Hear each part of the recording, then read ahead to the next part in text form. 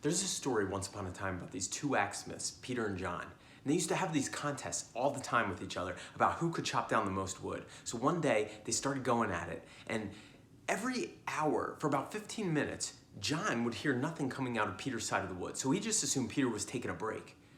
And as the day went on, John didn't take a break the whole day, and he felt victory was in hand. And when it was nearing the end of the day and they got together to see who chopped down the most wood, it was John's surprise that Peter actually had the most wood chopped down. And he was like, wait a minute, how did you do this? I heard you every hour taking a break. Peter said, I wasn't taking a break.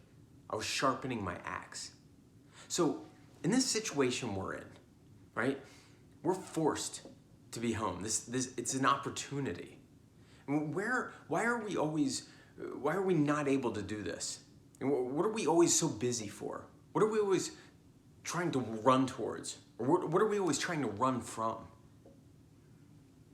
This situation that we're in right now, it's an opportunity to really think about what's your thing. What's your thing you've always wanted to do? Is it write a book, start a podcast, start a channel, learn a new instrument, learn a new language? What is it that is your thing you've always wanted to do? I know everybody's situation is different. You got to take care of your priorities first, your health, your family, your finances. But, and a lot of Americans right now are living paycheck to paycheck. Like, it's scary and very alarming. But that brings up the question of why not use this time for maybe financial education, to gain financial knowledge, to be able to come out of this stronger, live that more of that Warren Buffett mentality, that low overhead, less materialistic stuff. That's how I like to live, because it prepares you for situations like this, gives you that buffer. I know it's easier said than done with some things, but a way to look at this situation is, ask yourself the question instead of, why is this happening to me? Or why is this happening to us? Maybe ask, why is this happening for me? Why is this happening for us?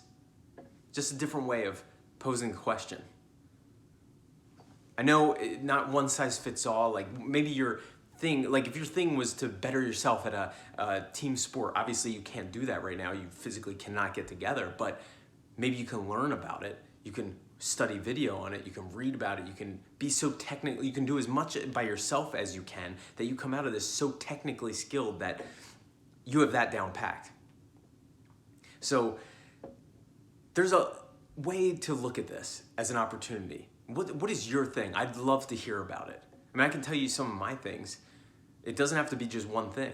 I'm developing a screenplay, finishing a book that I started, starting a channel, picking up a guitar that I left for so long, learning a new language.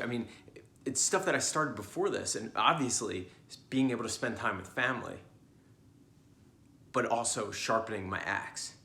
So when we come out of this, and we don't go right back into being super busy, and then somebody asks you like, well, didn't you ever want to do this thing? And you were like, yeah, there was this thing I wanted to do, but I just got too busy with doing it. I couldn't do it.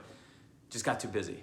That's regret. You never want to have that. I don't wish that upon anybody. And it's so apparent now why to use this as an opportunity.